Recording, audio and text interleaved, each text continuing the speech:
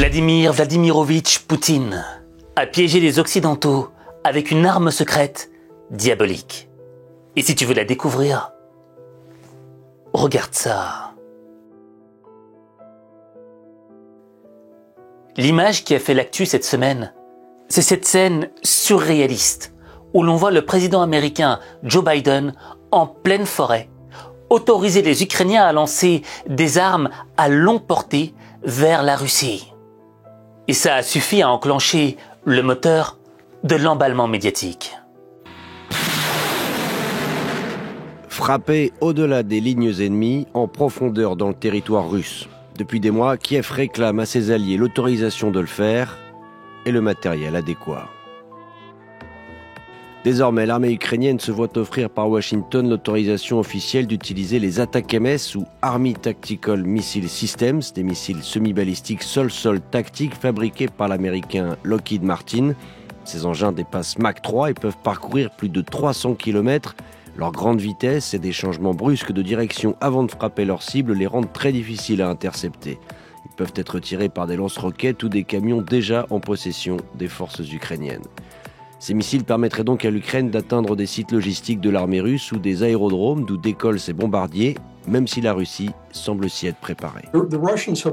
Les Russes ont depuis longtemps placé leurs ressources les plus critiques hors de portée des ATACMS. Ils s'attendent depuis un certain temps à ce que cette restriction soit levée. C'est probablement autour de Koursk en Russie que ces missiles seront utilisés, une région où l'armée ukrainienne contrôle toujours des territoires et où des troupes nord-coréennes auraient été déployées, ce qui a motivé la décision de la Maison-Blanche. Mais au-delà de l'influence tactique qu'ils pourraient avoir sur le terrain, les attaques MS seraient aussi un levier pour une future et éventuelle négociation. Des deux côtés de l'Atlantique, on s'attend à devoir s'engager diplomatiquement. Et si on veut faire ça, alors on doit placer son camp dans la position la plus forte possible, militairement et tactiquement. Mais la vérité, c'est que cette actu en cache une autre, qui, elle, est bien plus dramatique. Alors, quelle est cette actualité qui a mis le feu aux poudres? Cette actu qui a laissé sans voix les journalistes et les commentateurs de plateau? Eh bien, c'est l'appel de Olaf Scholz à Vladimir Poutine. C'est la première fois qu'ils se parlent depuis l'invasion de l'Ukraine. Olaf Scholz, le chancelier allemand, a téléphoné à son homologue russe Vladimir Poutine.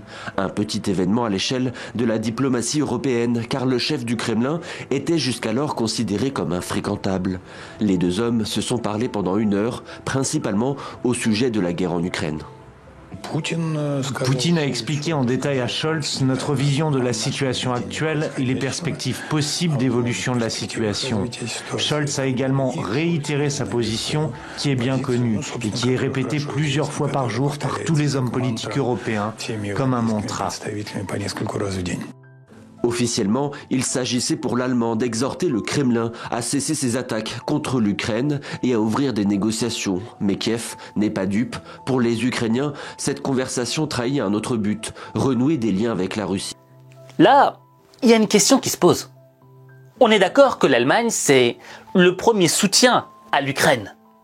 Et pourtant, t'as le chancelier allemand qui appelle le pire ennemi des Ukrainiens, Vladimir Poutine, et il passe 1 heure au téléphone avec lui. Et qu'est-ce que ça veut dire?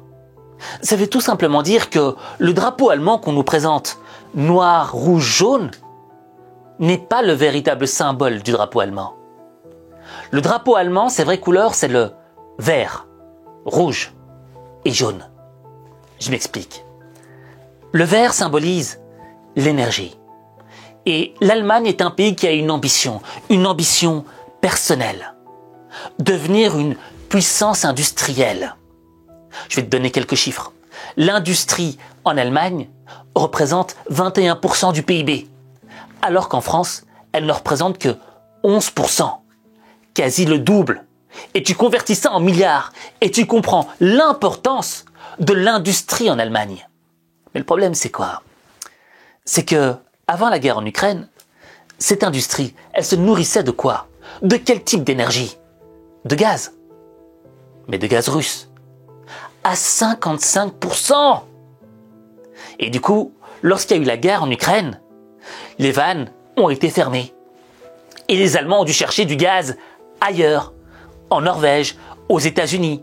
Aux États-Unis où le gaz était 3 fois plus cher que le russe. Du coup, qu'est-ce qui s'est passé? L'industrie allemande a eu des coûts énergétiques qui ont augmenté. Et du coup, ça a entravé ses coûts de production. Après avoir appris que Volkswagen, fleuron de l'industrie automobile allemande, pourrait fermer 2 usines, des experts alertent sur les difficultés de la première économie de l'Union européenne. La crise s'étend à plusieurs secteurs et de nombreuses suppressions d'emplois se profilent. Germany is very export dependent. Germany is very industry dependent, and like Volkswagen, many other companies have missed out on the transformation. BASF, le plus grand producteur de produits chimiques au monde, dont le siège social est en Allemagne, envisage de délocaliser une partie de sa main-d'œuvre en Asie. Il parle aussi de licencier des travailleurs dans un contexte d'explosion des prix de l'énergie due à la crise en Ukraine. Le deuxième élément dans le drapeau allemand, c'est la couleur jaune. Et le jaune symbolise l'Asie, la Chine. La Chine, c'était un des premiers clients de l'Allemagne. Or, il commence à avoir de la concurrence, surtout sur le marché automobile chinois, le marché des voitures électriques. Mais cette concurrence, elle est directement liée aussi à la Russie.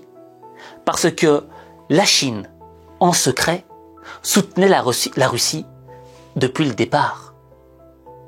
On sait aujourd'hui, en tout cas les agences de renseignement américaines le disent à demi-mot, que cette guerre en Ukraine ne pouvait pas être assumée par l'armée russe en l'état, pas en tout cas au moment de son déclenchement, pas dans l'état où l'armée russe était ce jour de février où Vladimir Poutine a donné l'ordre d'attaquer.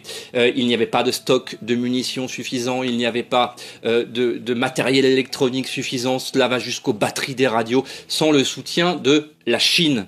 Cette guerre ne pouvait pas être soutenue par Moscou et c'est ça évidemment qui inquiète considérablement les états-majors américains ici et en substance les chefs d'état-major qui se sont succédés au Pentagone comme conseillers directs du président des États-Unis ces dernières années l'ont toujours dit sans que nous l'entendions à la juste mesure. En réalité, on se souvient du général Milley qui décrivait la ligne de front ukrainienne comme quelque chose d'impossible à reconquérir en l'état, en tout cas pas avec la ressource humaine que possède Kiev aujourd'hui et malgré l'armement considérable qui a pu être déversé sur cette Ukraine jusqu'à ces missiles aujourd'hui qui encore une fois ne sont pas des armes magiques. La connexion entre la ressource humaine quasiment inépuisable de la Russie, le renfort en munitions et en matériel technologique de la Chine et en plus ce renfort nord-coréen, on a parlé de 10 000 hommes mais on parle maintenant de 100 000, c'est globalement une équation impossible à résoudre pour Zelensky tant que ni l'armée américaine ni les armées européennes ne seront physiquement présentes sur le terrain. Or, aujourd'hui, il en est strictement hors de question. Donc, dans ce drapeau, tu as 2 éléments qui sont intimement liés. Le vert, les Russes, et le jaune, les Chinois, qui sont des alliés. Et tu as besoin d'eux pour devenir un pays puissant, une grande industrie. Mais là-dedans, il y a un caillou dans la chaussure. C'est le rouge. Le rouge, ça représente la guerre. Et cette guerre symbolise les États-Unis. Parce qu'en réalité, les Allemands, ils avaient tout misé sur l'industrie. Et en mettant tout leur argent là-bas, ils faisaient des économies au niveau du militaire. Parce que le militaire, on le déléguait un petit peu à l'OTAN, aux États-Unis. Les dirigeants de l'OTAN convergent à Bruxelles, théâtre pendant 2 jours d'un sommet qui menace de virer au cauchemar. Donald Trump n'a cessé de s'en prendre aux pays européens qui, selon lui, ne financent pas suffisamment l'Alliance Atlantique. Dans son viseur, l'Allemagne, qui ne consacre qu'1,2% de son PIB à sa défense.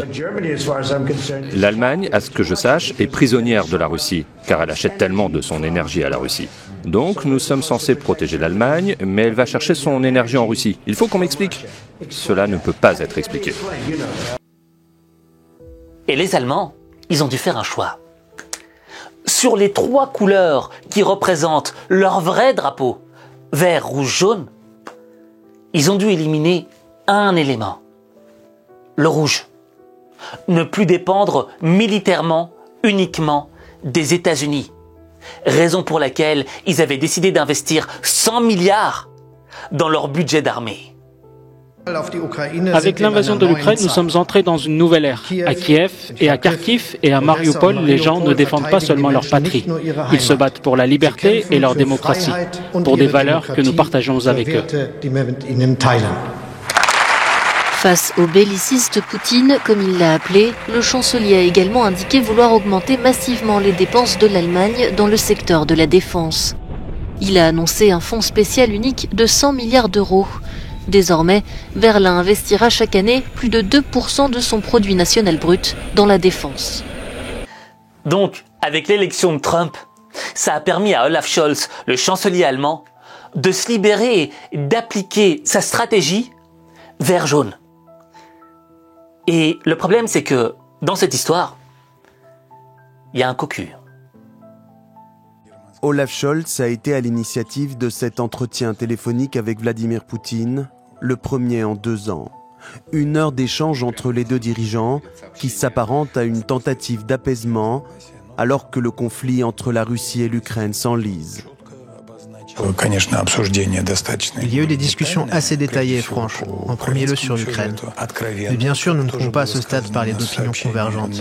Bien sûr, il existe des désaccords assez profonds, mais le fait que le dialogue ait pu avoir lieu est très positif.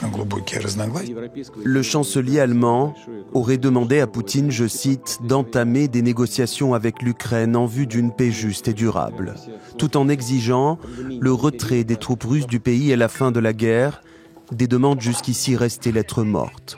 Car Moscou exige des concessions de la part de Kiev, comme la cession des territoires ukrainiens que Moscou a annexés en 2022, sans parvenir à les contrôler totalement. Une condition inenvisageable pour Zelensky, qui a accusé en retour Berlin de faire le jeu de la Russie. L'appel du chancelier Scholz ouvre, à mon avis, la boîte de Pandore. À l'avenir, il pourrait y avoir d'autres appels et conversations avec juste beaucoup de paroles. Et c'est exactement ce que Poutine souhaite, depuis longtemps. Il est extrêmement important pour lui de réduire l'isolement de la Russie et de mener des négociations qui n'aboutiront à aucun résultat, comme il le fait depuis des décennies. À l'heure où l'Ukraine cède du terrain sur le front, Zelensky redoute d'être contraint de mener des négociations défavorables à son pays. Avec une autre crainte, celle de perdre le soutien des États-Unis avec l'arrivée prochaine de Donald Trump à la Maison-Blanche. Et Zelensky, il a de quoi se sentir trahi. En réalité, le vrai élément de la trahison occidentale envers les Ukrainiens, elle se situe au niveau des pourparlers de paix en avril 2022 à Istanbul.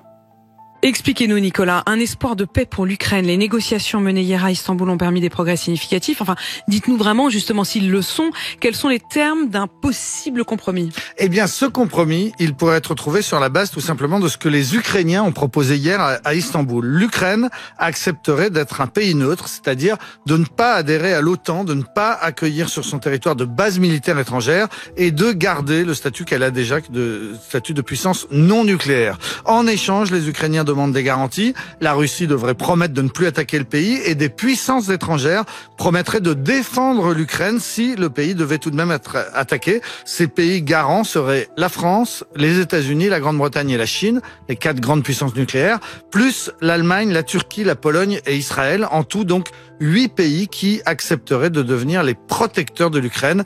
Kiev demande aussi que Moscou ne s'oppose pas à une éventuelle adhésion de l'Ukraine à l'Union européenne. Ce qui est nouveau, Nicolas, c'est que l'Ukraine ne demande plus le retrait total des Russes. Et c'est pour ça qu'on peut parler d'un compromis, puisque l'Ukraine propose effectivement un accord qui exclut la Crimée, qui a été annexée par les Russes en 2014, et les 2 territoires séparatistes pro-russes de l'Est du pays, dans le Donbass. Ces territoires feraient l'objet de négociations séparées plus tard. Autrement dit, les Ukrainiens proposent aujourd'hui de revenir à la situation d'avant la guerre, et ils acceptent qu'une partie de leur territoire soit annexée par les Russes. Et que répond la Russie à ces propositions ukrainiennes? Eh bien, Moscou semble répondre plutôt favorablement, puisque le chef de la délégation russe à Istanbul a estimé hier que la possibilité de conclure la paix se rapprochait, et il a évoqué la suite, une possible discussion entre les ministres des Affaires étrangères, en attendant un éventuel sommet entre les deux présidents, Poutine et Zelensky. Et en attendant, les Russes ont voulu donner des gages de bonne volonté, puisqu'ils ont annoncé hier une réduction radicale de leur activité militaire autour de Kiev et dans le Nord.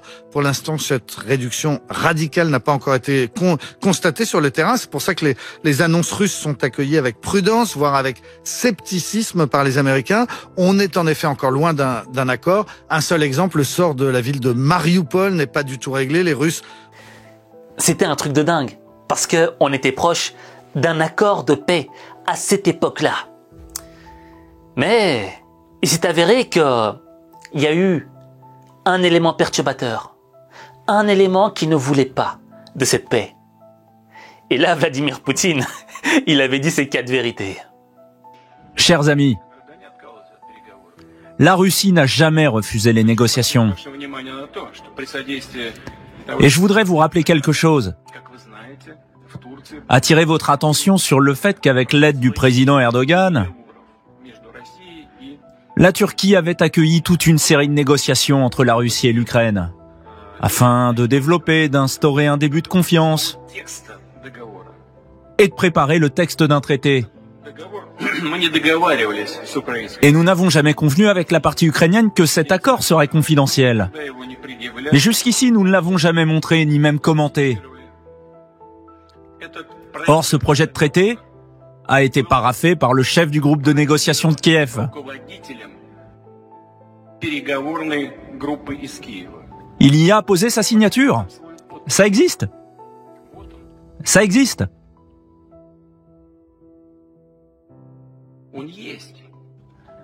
Ce traité s'appelait Traité de neutralité permanente et de garantie de sécurité de l'Ukraine. À propos de la garantie dont vous avez vous-même parlé, cher président de la République d'Afrique du Sud, il y a 18 articles.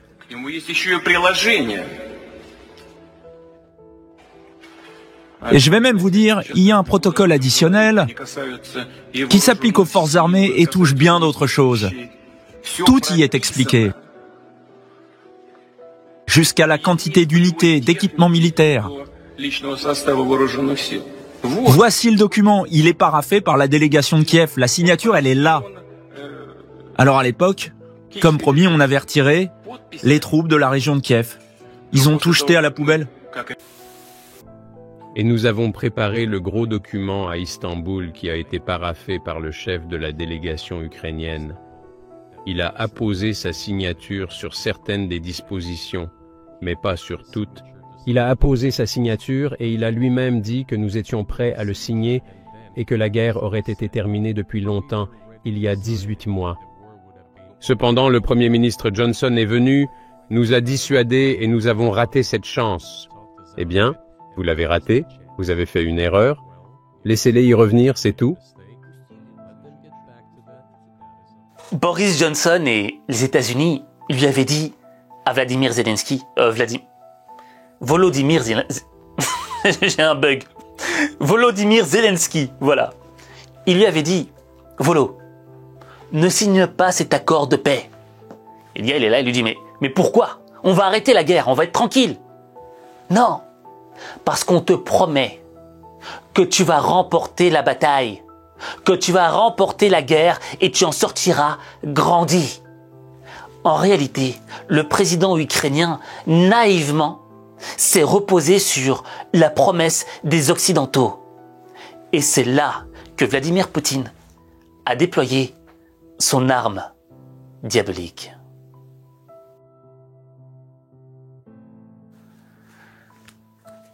L'arme secrète de Vladimir Poutine repose sur 2 éléments. Tout d'abord, la patience. Et cette patience est directement liée au 2e élément qui est une citation. Les promesses ne tiennent qu'à ceux qui y croient.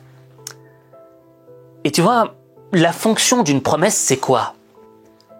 C'est de nourrir de l'espoir. Mais l'espoir, dans le fond, c'est quoi? Ça te fait tenir, ça te permet de patienter, parce que tu as l'espoir qu'un jour, les choses vont changer, parce qu'on te l'a promis. Mais dans le cadre de Volodymyr Zelensky, on a nourri son espoir pour, en réalité, nourrir des intérêts propres. Et les intérêts de la Grande-Bretagne et des Américains, c'est d'affaiblir les Russes sur le terrain, de faire en sorte qu'ils s'embourbent dans une longue guerre, comme les Américains se sont embourbés dans la guerre en Afghanistan. Ça laisse des traces, ça laisse des séquelles. Donc, autant faire en sorte qu'ils ne signent pas cet accord de paix et que cette guerre continue, malgré les victimes innocentes. Et c'est là que tu comprends un élément important. C'est que dans la vie, faut avoir un équilibre entre l'espoir et l'autonomie. Qu'est-ce que je veux dire par là? Quand tu te reposes sur l'espoir qu'on a nourri en toi, dans le fond, t'es plus dépendant de ta propre personne. T'es dépendant des autres. T'es dépendant de l'envie des autres. T'es dépendant de l'action des autres. Mais on t'a fait des promesses. Attends, ça va arriver. Mais en attendant, pendant que t'attends, tu détériores ta propre autonomie. Au fait, tu freines ta propre liberté d'action. Parce que t'attends la promesse. Ce que j'adore, c'est que tous ces contextes géopolitiques nous ramènent à l'intelligence émotionnelle. Et moi, honnêtement, de mon petit point de vue personnel, je suis constamment tombé dans le piège. Dans le piège de cette arme secrète, de la promesse. Combien de fois dans ma vie j'ai cru à des promesses? Mais combien de fois en retour, j'ai été déçu? Pourquoi est-ce que j'ai été déçu? Parce que tout d'abord, tu te sens con. Tu te sens idiot d'avoir cru en cette promesse. Et en même temps, tu t'en veux. Parce que t'as pas été en action. T'as été dépendant de l'action des autres. Et en même temps, t'as laissé tes rêves mourir à petit feu. Pensant que, naïvement. Et moi, un des hommes qui m'a permis de ne plus tomber dans cette naïveté infantile, dans cette naïveté stérile même, parce que l'espoir de la promesse de quelqu'un d'autre, ça enfante rien du tout. Ben moi, le mec qui m'a changé mon mindset, c'est Tony Montana, dans Scarface. Alors, tu as le pognon? Toi, tu as la cam? Oui, j'avais la cam, mais je l'ai pas ici, sur moi, maintenant. Je l'ai là tout près. Non, t'es apuré. Moi, j'ai pas non plus l'argent. Je l'ai mis tout près aussi. Mais où? Dans la voiture. Non, non, pas dans la voiture. Non? Tu me dis où? Où tu l'as mis, ta cam?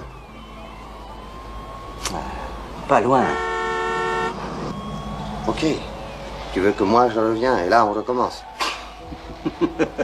D'où tu es, Tony? Qu'est-ce que ça peut te foutre d'où je suis, hein? Tu vois, Tony, c'était pas un mec naïf. Tony, il remettait tout en question. Et je me souviens de cette scène où il y avait Manny qui leur avait trouvé un boulot et Omar, le traître, leur avait dit que c'était, je crois, $500 ou quelque chose comme ça. Hola. Caballero, ¿qué se cuenta? Omar, Waldo, content de te voir, tu sais. Tiens, c'est lui, mon pote, Tony Montana. Tu te rappelles, je t'en ai parlé. Voilà. GG. Tony, je te présente Omar Juarez. Waldo Rojas, voilà. ¿Qué tal? J'ai quelque chose pour vous. Ah ouais? Qu'est-ce qu'il faudra qu'on fasse? Décharger un bateau, marijuana, 25 tonnes, $500 chacun. $500? Ok. Et Tony Montana, lui, il avait tout remis en question. Super. Eh oh, vous plaisantez. Pour 500. Pour qui vous nous prenez? Pour des porte-valises? Ça qu'on paye sur un bateau, c'est $1000 chacun, mec, tu le sais. Il faut beaucoup ramer pour pas payer 500, querido. Ce que j'ai fait dans le camp de regroupement, comment t'appelles ça? Ton rebenga s'est fait avoir la partie de poker. Et cette scène, elle illustre la manière dont on doit se comporter. Tony, quand l'autre lui a dit le prix, il lui a dit « Mais attends, c'est pas ça le prix !» Il s'est pas reposé comme Manny en disant « Wow, merci, ça me fait plaisir !» Non! Il était conscient, il était autonome. Il ne voulait pas dépendre de l'autre. Raison pour laquelle il l'a remis en question. « Mais tu te fous de ma gueule, mec. C'est pas ça le prix. C'est plutôt ça. » Et en agissant de telle manière, Tony Montana a démontré une chose. C'est que le mec était autonome. Qu'il ne voulait dépendre de personne. Parce qu'à partir du moment où tu décides de dépendre des autres, de dépendre des promesses, de dépendre de je ne sais quoi, tu enfreins ta liberté de mouvement. Tandis que Tony Montana, pourquoi c'est un personnage qui a traversé les temps et qui a impressionné tout le monde? C'est parce que le mec était libre. Et cette liberté lui permettait de s'imposer face aux autres. Et quand tu comprendras ça, tu transformeras ta vie. Mais ta vie, il n'y a que toi qui peux la transformer.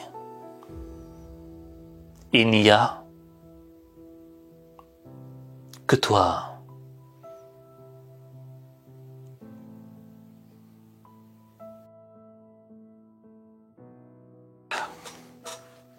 Tu vois, un jour, quand j'étais petit, je devais avoir 14 ans, 15 ans, il y avait un mec dans mon quartier que je connaissais, avec qui je jouais au foot. Et j'avais un MP3. Et je me souviens très bien, on était dans le tram, et on commençait à discuter ensemble. Et il a vu mon MP3. Et là, il a commencé à me dire « Oh, waouh, il est trop bien, moi j'en ai pas, j'ai pas assez d'argent, etc. Est-ce que tu peux me le prêter juste pour une semaine ?» Moi, j'avais confiance en lui, tu vois. Je me suis dit, on jouait au foot ensemble, on habitait dans le même quartier. Ouais, tiens, tu me le remettras à la fin de la semaine, pas de souci. La fin de semaine passe, et le mec, j'ai plus aucun contact avec lui. Je vais sonner à sa porte. Il y a personne qui répond. 1 semaine, 2 semaines, 3 semaines. Mais je lâche pas le steak. Chaque jour, je vais sonner à sa porte. Et à la 3e semaine, il descend. Ah, je suis désolé Aziz, j'ai eu un problème. Je me suis battu et j'ai perdu ton MP3. Tu l'as perdu, connard? Non. Il me l'avait volé. Et à cet instant-là, j'ai vu un regard noir. J'ai pas usé de violence, mais je suis parti. Pourquoi? Parce que j'avais vu le corps spirituel du gars. C'était un menteur. C'était un mec qui avait fait une promesse et qui ne l'avait pas tenue. Et en même temps, j'avais pris conscience d'un truc. C'était moi le pigeon. Mais j'avais accepté d'être le pigeon. J'avais accepté d'être naïf et de ne pas remettre en question son envie d'avoir mon MP3. Ça a été une magnifique leçon de vie. Parce qu'à partir de là, chaque fois que quelqu'un m'a demandé « tu me prêtes ?» j'ai réfléchi à 2 fois.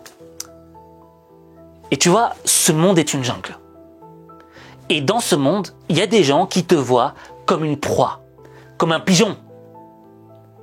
Et ils vont te faire des promesses, et ils vont te demander des choses. Et à travers ces demandes, il y aura toujours une promesse qui sera fausse, qui va tout simplement nourrir leurs intérêts à eux, leurs intérêts propres. Et après, toi, tu seras arnaqué, et tu t'en voudras. Raison pour laquelle je souhaiterais que tu écrives en commentaire Tony. Je répète, Tony. Tu l'auras compris, je fais référence à Tony Montana de Scarface. Moi, ce mec, ce personnage m'a marqué dans ma vie. Et si je t'ai demandé d'écrire Tony, c'est pour que tu te souviennes. Que ce soit gravé en toi le fait que lorsque quelqu'un viendra vers toi avec une promesse, cette promesse risque d'entraver ton autonomie personnelle, ta liberté. Et quand ta liberté est freinée, le développement de ton être vers la meilleure version de toi-même freine également.